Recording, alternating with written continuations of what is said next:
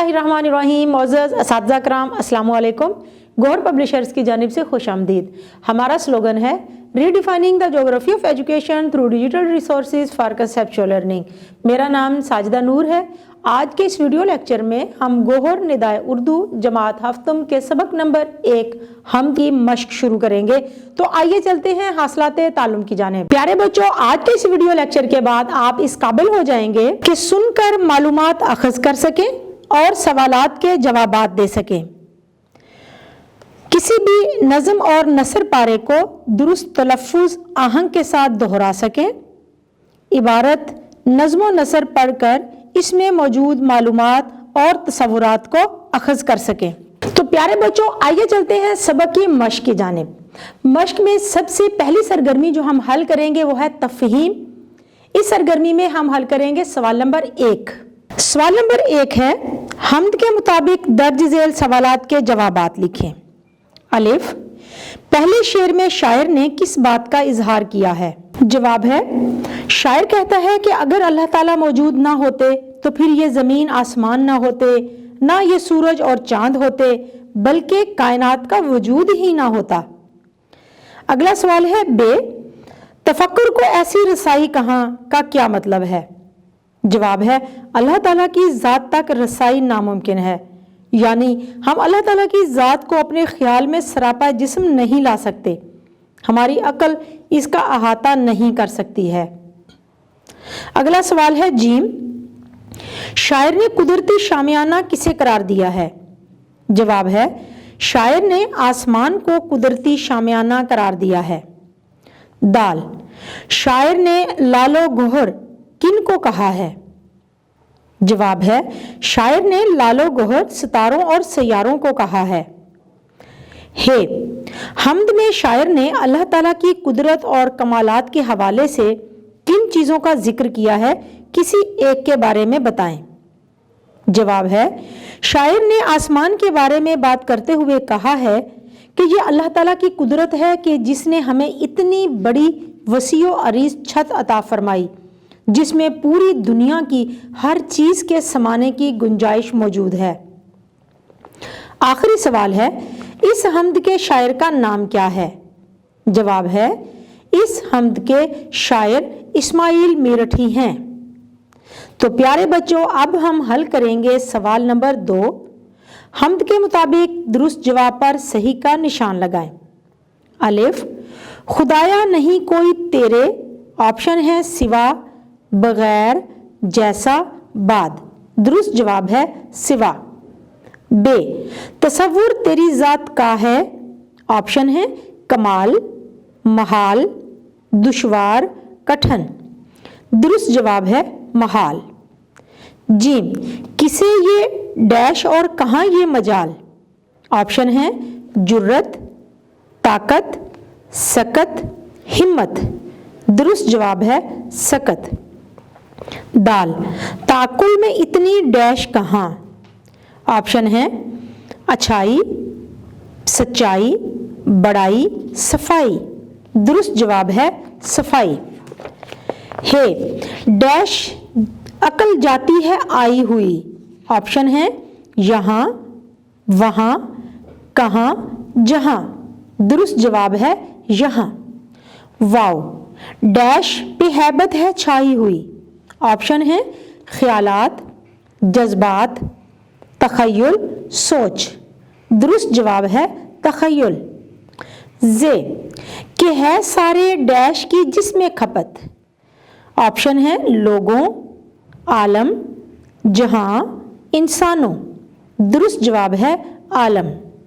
इसे सबने डैश इसी रंग में, ऑप्शन है पाया, सोचा, समझा, देखा। दुरुस्त जवाब है देखा। तोय, चमकते हुए डैश हुए, ऑप्शन है जगमगाते, टिमटमाते, दमकते, झलकते। दुरुस्त जवाब है जगमगाते। ये, इस नज़म में कुल अशार हैं, ऑप्शन है 12, 13, 14 या 15। दुरुस्त जवाब है 14। तो प्यारे बच्चों, अब हम हल करेंगे मश्क का सवाल नंबर 3। کالم الف اور کالم بے میں ربط پیدا کر کے مصرے کا متعلقہ حصہ کالم جیم میں لکھیں، یعنی کہ کالم الف میں جو الفاظ دیے گئے ہیں، مصرے کا جو حصہ دیا گیا ہے اس کا بقیہ حصہ کالم بے میں ہے، تو آپ نے کالم الف میں دیے گئے مصرے کے حصے کا جو بقیہ حصہ ہے وہ کالم جیم میں لکھنا ہے۔ تو آئیے دیکھتے ہیں، سب سے پہلے ہے تاکل میں اتنی صفائی کہاں، تفکر کو ایسی رسائی کہاں، تخیل پہ ہیبت ہے چھائی ہوئی، رہی اس کی ہیبت پہ سب کی نظر، عجب قدرتی شامیانہ ہے یہ تارے جو ہیں آتے جاتے ہوئے زمین سے بھی ہیں ان میں اکثر بڑے۔ تو پیارے بچوں، اب ہم سوال نمبر 4 حل کریں گے۔ حمد کے مطابق درست لفظ لگا کر مصرے مکمل کریں۔ تو پیارے بچوں، ہمیں نامکمل مصرے دیے گئے ہیں، ہم نے درست لفظ لگا کر مصرے مکمل کرنے ہیں۔ تو آئیے دیکھتے ہیں، سب سے پہلا مصرع ہے الف، تصور تیری ڈیش کا ہے محال، خالی جگہ میں لفظ آئے گا ذات۔ بے، کسے یہ ڈیش اور کہاں یہ مجال، خالی جگہ میں لفظ آئے گا سکت۔ جیم، یہاں ڈیش جاتی ہے آئی ہوئی، خالی جگہ میں لفظ آئے گا عقل۔ دال، جھروکا نہ کھڑکی نہ ڈیش ہے نہ چھید، خالی جگہ میں لفظ آئے گا در۔ ہے، عجب قدرتی ڈیش ہے یہ، خالی جگہ میں لفظ آئے گا شامیانہ۔ واو، صدا چال کا ایک ڈیش ہے، خالی جگہ میں لفظ آئے گا انداز۔ تو پیارے بچوں، ہماری مشق کی اگلی سرگرمی جو ہم کرنے جا رہے ہیں وہ ہے آؤ بات کریں۔ سوال نمبر 5 ہے، حمد کے تمام اشعار کو غور سے سنیں اور ان میں دی گئی معلومات ایک دوسرے کو بتائیں۔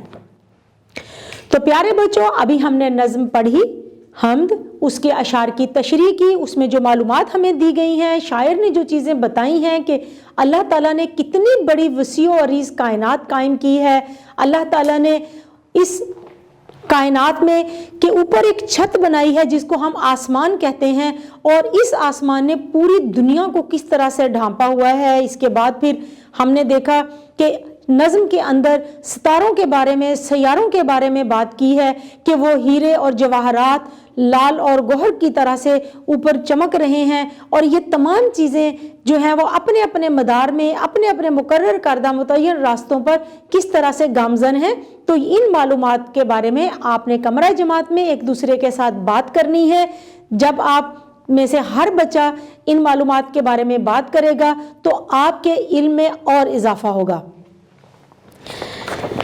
سوال نمبر 6 ہے، طلبہ 2 گروپس میں تقسیم ہو جائیں۔ پہلے ایک گروپ کے طلبہ حمد کا شعر سنائیں، بعد ازاں دوسرے گروپ کے طلبہ اس شعر کو دہرائیں، اس طرح پوری حمد مکمل کریں۔ تو پیارے بچوں، یہ سوال بھی عملی سرگرمی ہے، یہ سوال آپ لوگوں نے کمرہ جماعت میں کرنا ہے۔ جس طرح سے ہدایات دی گئی ہیں اس کے مطابق آپ اشعار کو باری باری کمرہ جماعت میں اپنے ساتھیوں کے ساتھ مل کر پڑھیں گے۔ جی تو پیارے بچوں، اب ہم مشق کی اگلی سرگرمی شروع کریں گے جو ہے آؤ پڑھیں۔ اس سرگرمی میں ہم حل کریں گے سوال نمبر 7۔ سوال نمبر 7 ہے، ذیل میں دیے گئے اشعار غور سے پڑھیں اور ان میں دی گئی معلومات کو سمجھیں۔ تو پیارے بچوں، آئیے ان اشعار کو پڑھتے ہیں اور پھر دیکھتے ہیں کہ ان میں کون کون سی معلومات دی گئی ہیں۔ تاکل میں اتنی صفائی کہاں، تفکر کو ایسی رسائی کہاں، یہاں عقل جاتی ہے آئی ہوئی، تخیل پہ ہیبت ہے چھائی ہوئی۔ جی تو پیارے بچوں، ان اشعار کو ہم نے پڑھا۔ شاعر کہتے ہیں کہ ہمارے پاس اللہ تعالیٰ نے بے شک عقل دی ہے، ہمیں اللہ تعالیٰ نے اشرف المخلوقات بنایا ہے، لیکن ہماری عقل ابھی بھی محدود ہے۔ ہمارے تفکر کو، ہماری سوچ کو اللہ تعالیٰ کی ذات تک رسائی ممکن نہیں، یعنی کہ ہم اللہ تعالیٰ کی ذات کو سراپا جسم اپنے سامنے دیکھ نہیں سکتے، ہم تو سوچ بھی نہیں سکتے۔ اور پھر اگلے اشعار میں شاعر کہتا ہے کہ اتنی بڑی یہ کائنات ہے جب ہم اس کے بارے میں سوچتے ہیں تو ہمارے پاس جو عقل موجود ہوتی ہے وہ بھی ختم ہو جاتی ہے۔ اللہ تعالیٰ کی اتنی بڑی کائنات کے اتنے اسرار، اتنے راز ہیں کہ جب ہم ان کو جانتے ہیں، ان کے بارے میں ہمیں معلومات ملتی ہیں، تو پھر ہمارے پاس جو عقل ہوتی ہے وہ بھی ختم ہو جاتی ہے، کیونکہ ہمارے اوپر اللہ تعالیٰ کی ذات کا ایک خوف طاری ہو جاتا ہے کہ اللہ تعالیٰ کی ذات کتنی بڑی ہے۔ تو یہ معلومات ہیں، آپ لوگوں نے آپس میں بھی بات چیت کرنی ہے، اس سے زیادہ اگر آپ کے پاس معلومات ہیں ایک دوسرے کے ساتھ، آپ نے ان کے بارے میں بات چیت کرنی ہے، ان معلومات کو ایک دوسرے کے ساتھ شیئر کرنا ہے۔ پیارے بچوں، امید ہے کہ آپ کو آج کا یہ ویڈیو لیکچر بہت اچھی طرح سے سمجھ آ گیا ہوگا۔ اپنے سبق کو دہرانا مت بھولیے گا۔ انشاءاللہ اگلی ویڈیو میں اگلے لیکچر کے ساتھ پھر ملیں گے، تب تک کے لیے اللہ حافظ۔